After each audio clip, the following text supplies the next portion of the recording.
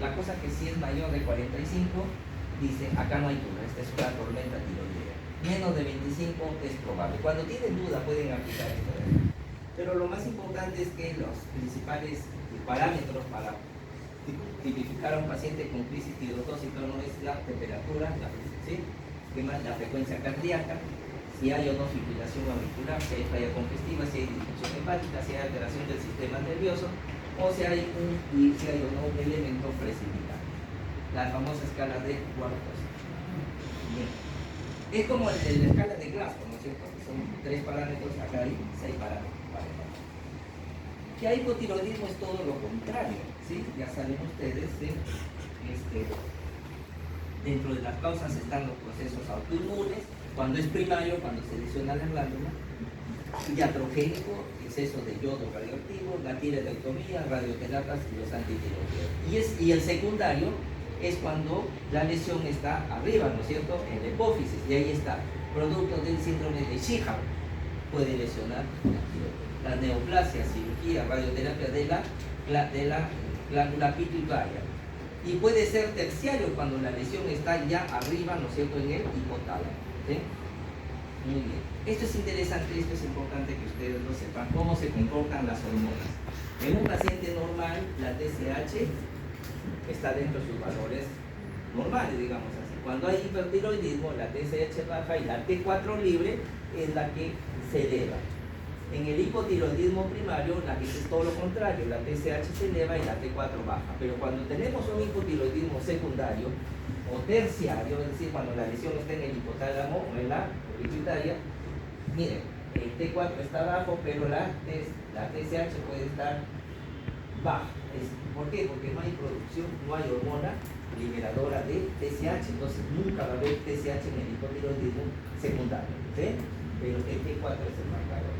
Y en términos generales, si yo quiero hacer un estudio de screening, de despistaje para el hipertiroidismo, no necesitan ver la T3 reversa, la T4 reversa, T3 libre. Basta nomás con T4 libre y TSH y pueden ustedes llegar a los diagnósticos principales de esta patología. Eso sí la ven.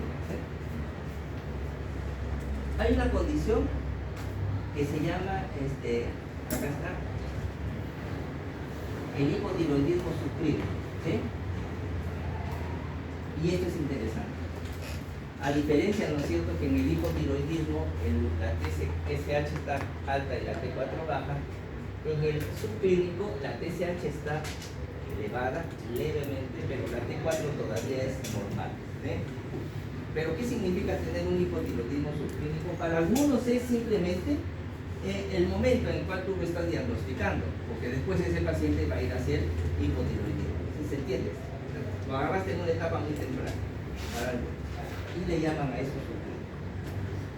Ya está, la clínica ya lo sabe, va a haber bradicitia, respuestas lentas, bradilaria, habla lento, el tono de la voz se vuelve grave, tanto así que se dice que el diagnóstico se puede hacer por teléfono, tiene somnolencia, oye, pero por eso ha llegado un paciente que hace mucho duerme, mi paciente tiene insuficiencia renal, me he olvidado de decirle hormonas, se me pasó, pero es un hipotiroidismo. Arreflexia aquiliana, ¿sí?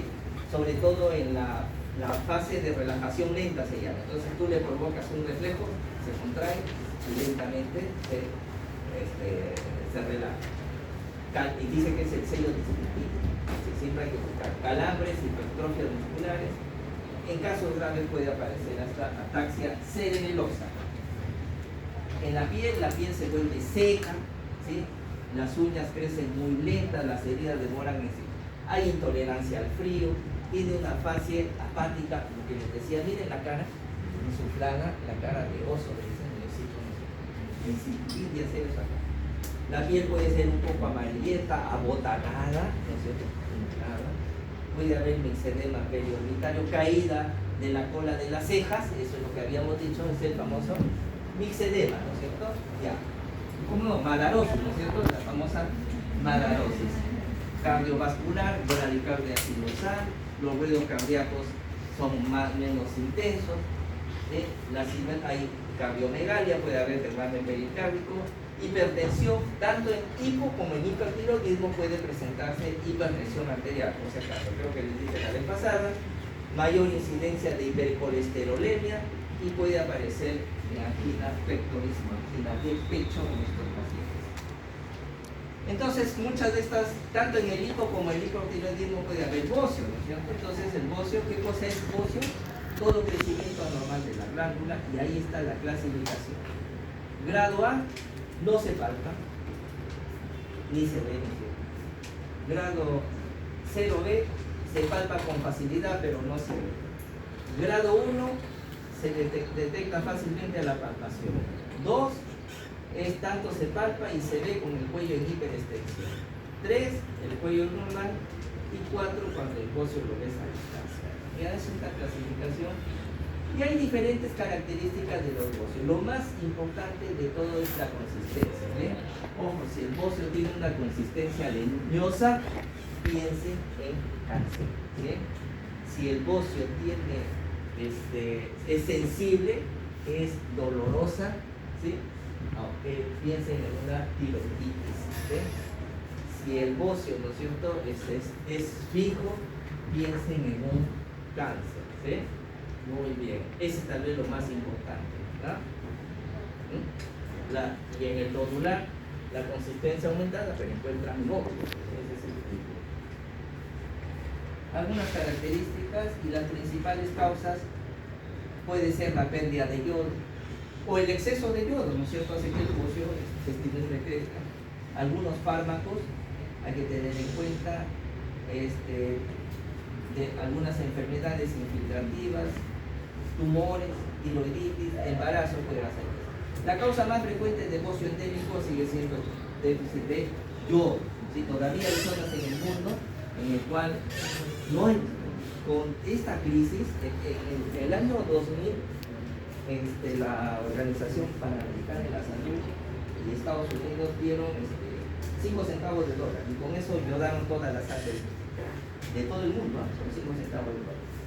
Y las regulaciones actualmente, toda sal que sale al mercado tiene que ser yodada, si no, inclusive la famosa sal de maras. ¿Conocen la sal de maras? En Cusco, ¿no es cierto? Dice yodada, ¿no es cierto? Pero todavía hay zonas en las cuales se consumen sal artesanal no yodada, ¿sí? Como en Moquegua, como en otros países en África, y con la crisis peor todavía, ¿sí? Puede haber.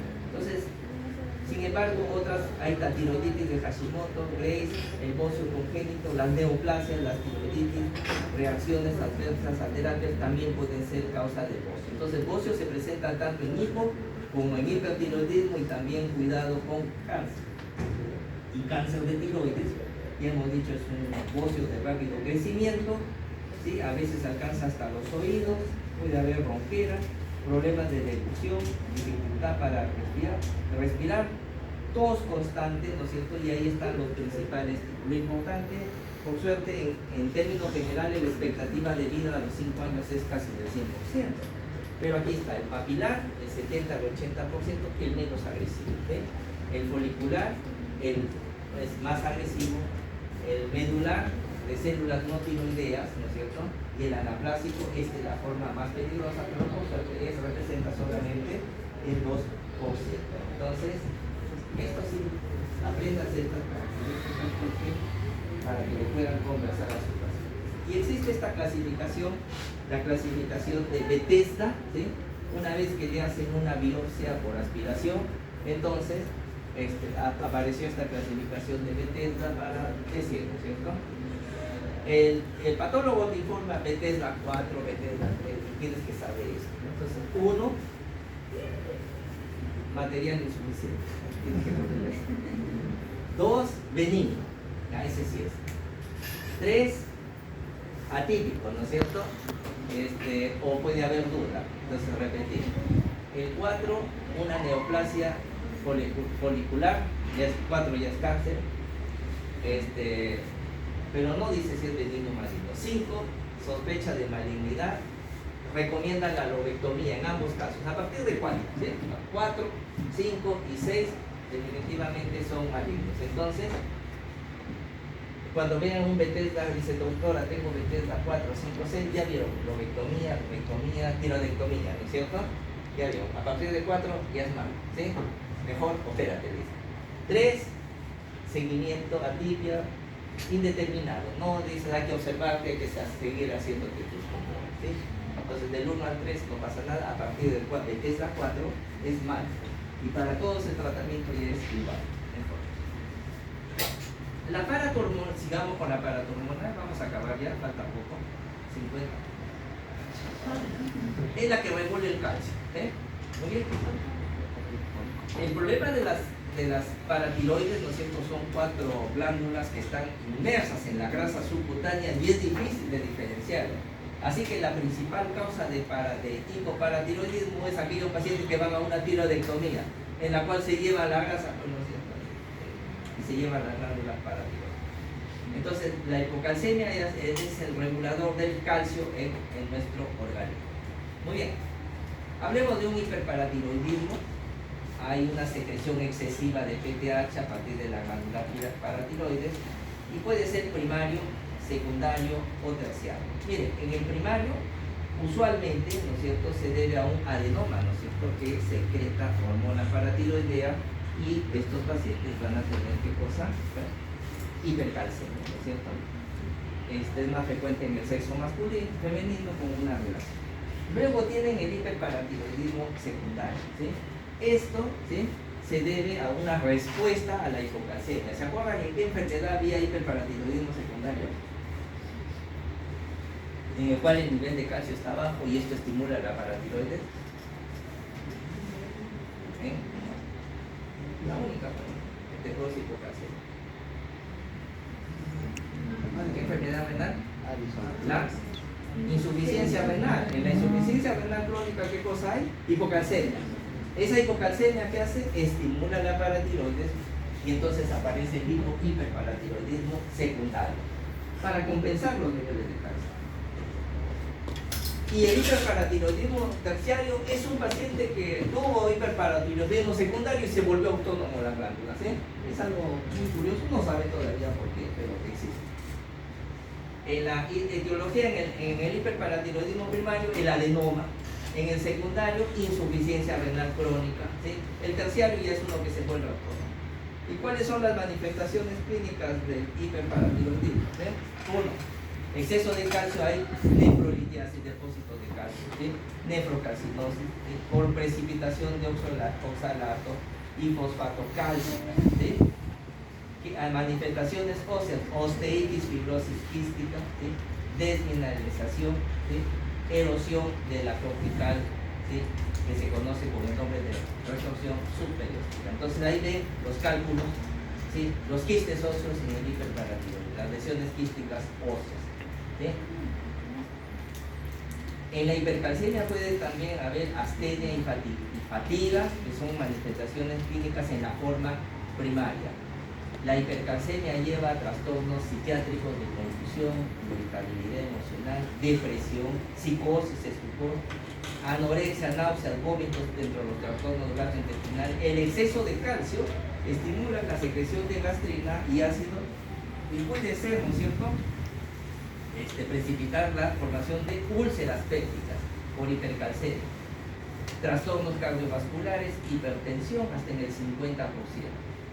También hay condrocalcinosis, pseudogota y la queratopatía en banda. No sé si ahí se ve esto que acá son depósitos, precipitación de los cristales cálcicos en la córnea.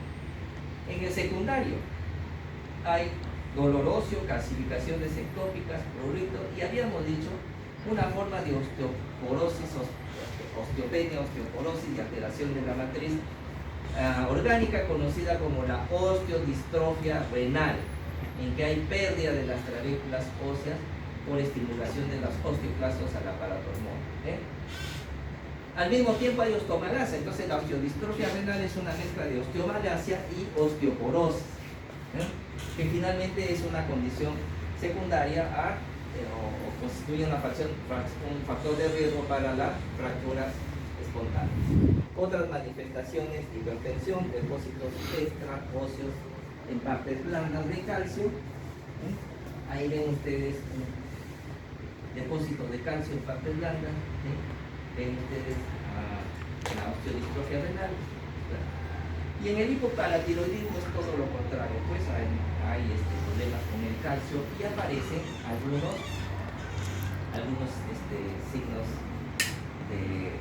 signos y síntomas. ¿Y qué es lo que pasa con en el hipoparatiroidismo? Un QT-core menos de 34 milímetros. Aparece lo que se llama la mano de partero, ¿no es cierto? Vamos a ver. Hay irritabilidad del sistema nervioso y puede aparecer tetania. Y en la tetania que vienen a ser contracciones. Entonces lo que tenemos aquí, tetania por hipocalcemia. Y el primer cambio es la aducción del pulgar por flexión de las articulaciones metacarpofalángicas, ¿sí? Y extensión de las interfalángicas, la famosa mano de partero. Y finalmente, flexión de la muñeca y del codo. Entonces, ¿dónde aparece la mano de partero? En pacientes con hipoparatiroidismo, con hipocalcemia. También aparece el signo de Cheboste y el signo de Trousseau. ¿Qué cosa es el signo de Cheboste? Simplemente la contracción, ¿no es cierto?, del facial ante la perfusión, ¿sí?, del mismo por a la altura del arco cigomático. Entonces van a tener esto de acá, percuten acá y hay contracción. Va a tener también el signo de Trousseau. Dice que es más específico, simplemente ustedes toman la presión arterial sistólica y la mantienen ahí por 2 minutos. Y si aparece, ¿no es cierto? Si aparece, disculpen esto de acá, si aparece la contracción, ¿no es cierto? Igual, la mano de partero aparece, se llama eso el signo de Trousseau. Otras manifestaciones, dificultad en el habla, espasmo laringio, disfagia, cólicos, sí, pero lo más importante, ¿sí?, es el signo de Trousseau, signo de Cheboste, la mano de partero. Y a diferencia del hiperparatiroidismo acá, el QT va a estar prolongado del hiperparatiroidismo. ¿Sí? Claro. Muy bien. Ya para acabar, hablemos algo del síndrome de Cushing. También ya ustedes lo conocen, ¿no es cierto? Habíamos dicho que ¿a qué llamamos enfermedad de Cushing? ¿Se acuerdan? Es cuando la causa es debido a un adenoma, ¿no es cierto? Y síndrome, todo el resto, ¿no es cierto? Por ejemplo, le doy corticoides que me va a producir una enfermedad de Cushing o un síndrome de Cushing. Un síndrome de Cushing, ¿no es cierto? Muy bien. Entonces la enfermedad de Cushing afecta más a las mujeres, la mayoría es por microadenomas hipoficiarios, productores de ACTH, o sea, un adenoma hipoficiario. Puede haber por hiperplasia de las células corticotróficas sin adenoma, y aquí las glándulas suprarrenales están hiperestimuladas, por eso son hiperplásicas. Dentro de las causas, ya hablamos, las neoplasias suprarrenales, la producción exagerada de ACTH, que es la más frecuente, secreción ectópica, a veces otras neoplasias, y el diatrogénico cuando le dan corticoides. Y dentro de las manifestaciones son las mismas que se producen cuando damos corticoides en forma excesiva, digamos. Obesidad, aumento de peso, plétora facial, ¿sí?, y la fase cara redondeada, la fase de luna llena, líbido disminuido, la piel se adelgaza y ahí aparecen fáciles tequilas. En los niños, ¿no es cierto?, también se altera el crecimiento de los niños, porque no solamente va a estar la hormona de crecimiento, no solamente va a estar la insulina, ¿sí?, sino también el cortisol. Irregularidades menstruales, hipertensión, hirsutismo, ¿no es cierto?, en mujeres, labilidad, depresión por exceso de corticoides. ¿Alguna vez alguien se ha puesto dexametasona? ¿Alguien ha puesto? ¿Y cómo han pasado la noche? No han dormido, ¿no es cierto? Ya te imaginas, es cuando te ponen 4 miligramos. A veces usamos 40 miligramos, un pulso. Se pasa para el otro lado, pues, se va y equimosis con facilidad, porque la piel es frágil, intolerancia a la glucosa, o sea, diabetes esteroidea, debilidad, atrofia, osteoporosis, osteopenia, cálculos, y son las principales manifestaciones por el exceso de cortisol. Veamos que el cortisol también altera los hidratos de carbono, las proteínas y las grasas, ¿no es cierto?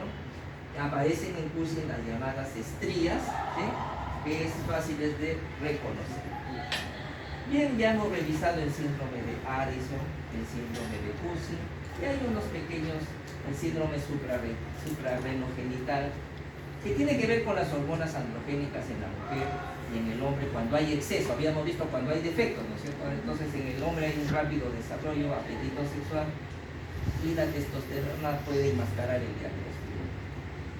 En la médula espinal puede producirse exceso de adrenalina, llamado el feocromocitoma, ¿no es cierto?, que es de difícil diagnóstico, y aparece hipertensión arterial paroxística debido a que las catecolaminas producen taquicardia, palidez, midriasis y aumento del gasto cardíaco, y puede llegar inclusive hasta el infarto miocardio. Muy bien. Cuando hay alteración de las gónadas hay algunos síndromes que debemos conocer. El eunucoidismo, ¿no es cierto? Son pacientes de gran estatura, altos, voz juvenil, escaso desarrollo muscular, crecimiento mínimo de los vellos facial, ausencia de la barba, hay depósitos de grasa a nivel de la región pectoral o mamaria, ginecomastia, hay depósitos de grasa en la parte baja dando un aspecto feminoide, ¿no es cierto? El pelo pubiano disminuido y las extremidades son largas de estos pacientes. Es el eunuco, ¿no es cierto? Entonces hay un crecimiento anormal por retraso del cierre de las epífisis, disminución del volumen de la próstata, ¿sí? ¿Y a qué se asocia esto? Algunos síndromes congénitos como el síndrome de Klinefelter, ¿no es cierto?, puede haber los mismos testículos pequeños, asospermia, ginecomastia y aumento de concentración de las gonadotropinas urinarias. Otro síndrome asociado a eunucoidismo es el síndrome adipogenital epifrónico, le pongo así solamente como eunucos famosos. Antiguamente ustedes saben, ¿cómo se llamaba este cantante de ópera italiano? ¿Se acuerdan? Farinelli, ¿no es cierto? Era un niño, cantaba muy bonito y para preservar la voz, ¿sí? Había no costumbre, sino la aberración, ¿no es cierto?, de castrar a los niños para preservar la voz, ¿sí? Cosa que ser cantante en esa época no solamente era fama, sino dinero, ¿no es cierto? Entonces los padres los condenaban a sus hijos. Cantante de ópera. Cuando hay hipogonadismo ovárico, ¿no es cierto?, las características secundarias, ¿sí?, no aparecen, ¿no es cierto? Entonces hay crecimiento excesivo de los huesos largos y en las mujeres no desarrollan sus órganos sexuales. Uno de ellos, por ejemplo, hay hipogonadismo ovárico, es el síndrome de Turner, ¿sí?, que es una cromosomopatía, ¿no es cierto? Hay un cromosoma X de más. Talla corta, anomalía de los músculos oculares, mala oclusión dental, tórax en quilla, ahí está, tendencia a formar queloides, pliegues epicánticos prominentes, cuello alado. ¿Se acuerdan que habían hecho el fisiopatología? Ahí está el síndrome de Turner como causa de hipogonadismo. La causa son tumores de células productores de estrógeno, aparece después de la menopausia. Es el hipergonadismo, es todo lo contrario. Ya para terminar tenemos que hablar de Lina Marcela Medina de Jurado. ¿Ustedes saben quién fue, no es cierto? La madre más joven de toda la historia de la humanidad. Madre a los 5 años, 7 meses, 21 días y se embarazó cuando tenía 4 años. Dice que a los 2 años ella empezó a menstruar. Aquí está con él. Ese tiene cara médico, ¿no es cierto? Así. Te faltan los lentes para parecer médico. Ahí está. Vamos a subir. Y ahí está Lina con su hijo Gerardo, se llamó el hijo. ¿Y qué fue la causa de? Miren, ese fue un caso de pubertad precoz. Por alguna razón su hipotálamo se activó, ¿no es cierto? Se activó. Porque la mayoría de veces es un caso de pubertad precoz, ¿sí? Es producida por activación del factor liberador de gonadotrofinas, no se sabe si biopático, ¿sí? Se maduró a temprana edad, generalmente ocurre entre los 8 y 13 años, siendo a los 10 años, y el primer signo en la mujer es la telarquia o crecimiento mamario, ¿sí? Puede ser unilateral y bilateral, ¿sí?, y corresponde a una edad de 11 años. Después aparece el vello púbico, la pubarca, y posteriormente la menarquia. Entonces, en la pubertad precoz, no se olviden, el signo más temprano es crecimiento de las niñas que ya 8 o 10 años que están ya las mamas. ¿En quechua cómo se dice mama? ¿Ah? ¿Es chichi o no? Chichi es una cosa. ¿Cómo que significa pupi? Ombligo. Estudien inglés, pues. La mayoría de causas es esta, ¿no es cierto? Es idiopática. Entonces el caso de Lina es un caso triste, dramático. Este caso aparentemente fue, no le encontraron causas, bastante cosas. Y una sociedad americana filantrópica ofreció llevarla a Estados Unidos, ¿no es cierto?, para que la sigan estudiando. Bueno, y de paso la exhibía, pues, no la exhibía, sino la presentaba a las sociedades. Eso.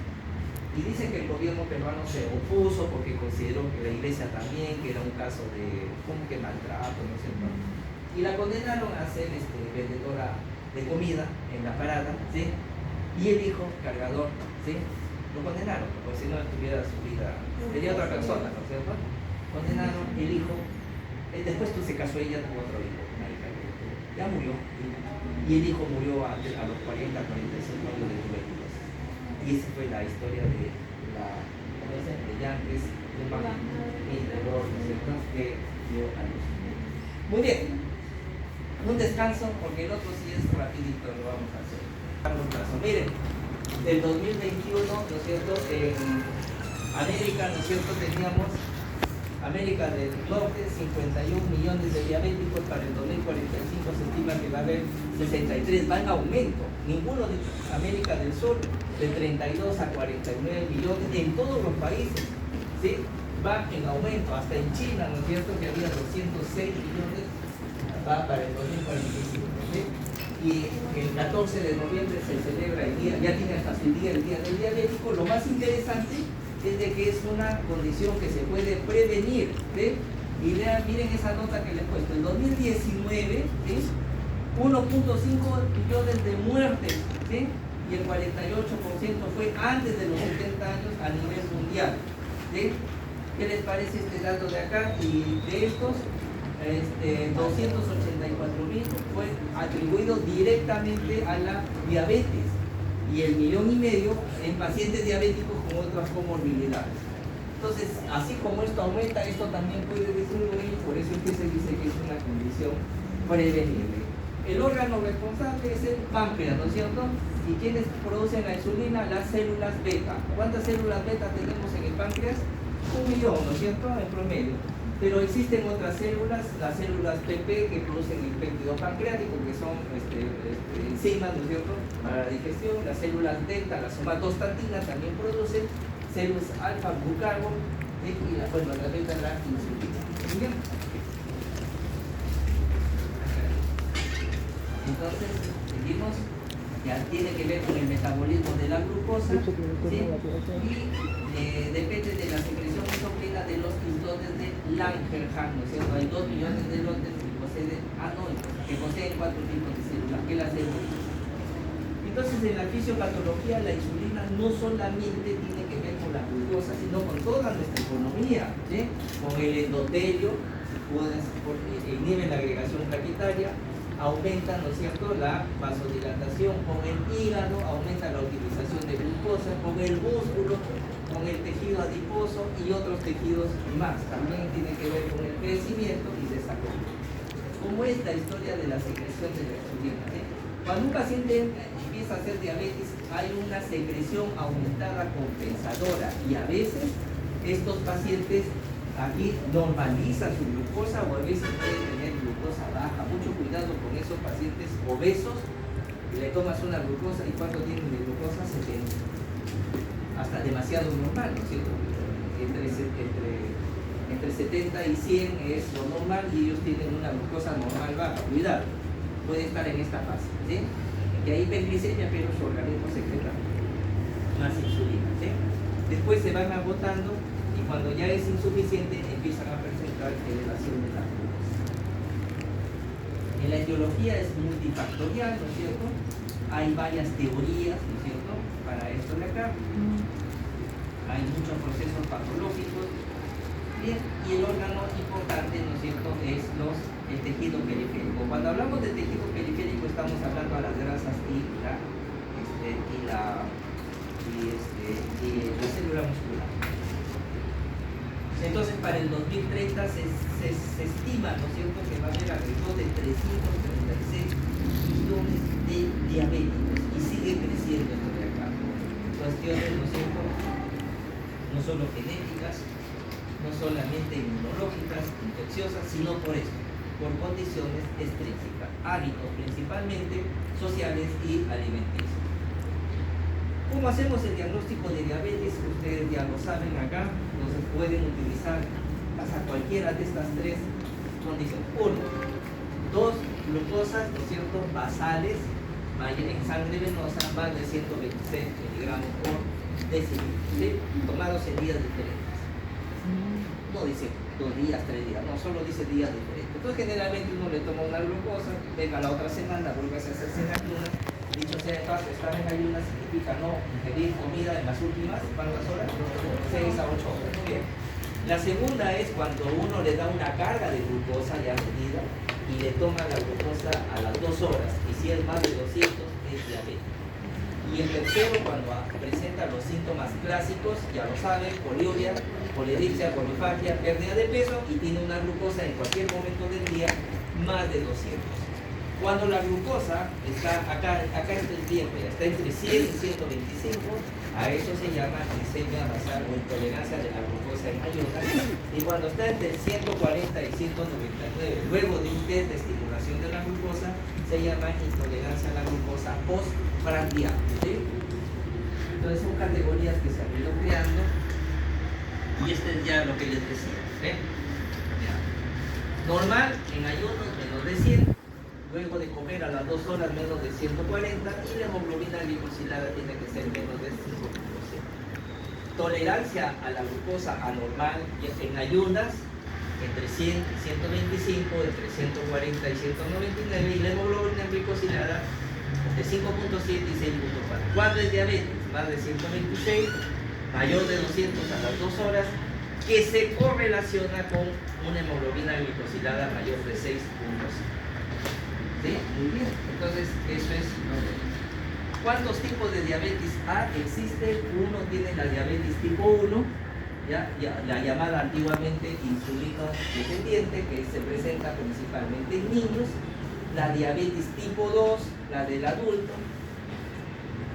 Y existen otros tipos de diabetes, por cuestiones genéticas, defectos genéticos en la acción de la insulina, neoplasias, pancreatitis crónica, endocrinopatía, la acromegalia, Cushing. Todos estos que producen hormonas contrarreguladoras de la insulina pueden producir diabetes. Tenemos un Cushing, cortisolato, bloquea la acción de la insulina y te produce diabetes esteroidea, inducida por químicas. Le das o fármacos, le das corticoides, le das hormonas tiroideas, ¿sí?, beta-adrenérgicos, que así pueden interferir en la acción de la insulina.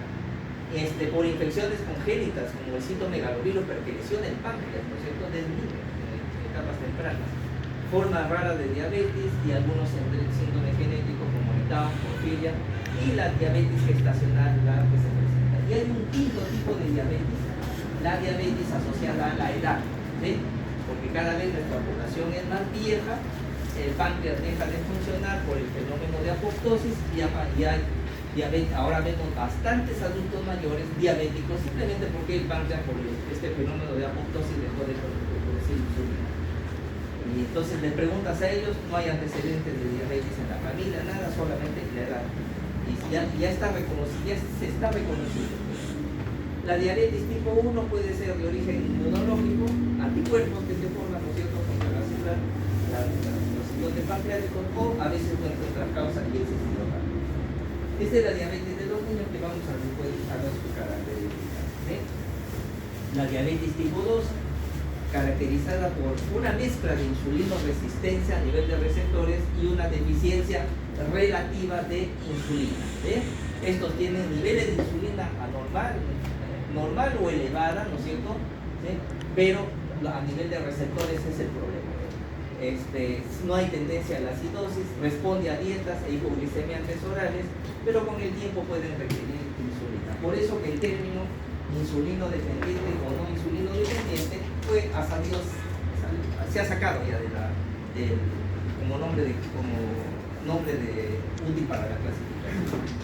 Hay otros tipos, ¿no es cierto? Por ejemplo, acá tienen los defectos de la función de la célula beta, los llamados MODI, que son jóvenes que presentan, que en vez de presentar diabetes tipo 1, presentan diabetes tipo 2. Es algo bien curioso. Defectos de la acción de la insulina, ya hemos dicho pancreatitis, aguda, crónica, neoplasias, hemocromatosis, infiltra en el páncreas por depósitos de hierro que terminan lesionando. Todas las endocrinopatías, acromegalia, Cushing, hipertiroidismo, y llegamos a la diabetes gestacional. Esta es la que se asocia al embarazo y es interesante porque puede persistir al término del embarazo, ¿sí? Puede desaparecer, puede persistir como intolerancia o la paciente puede ya salir no solamente con el niño, el bebé, sino que también de ya pasarle con la diabetes.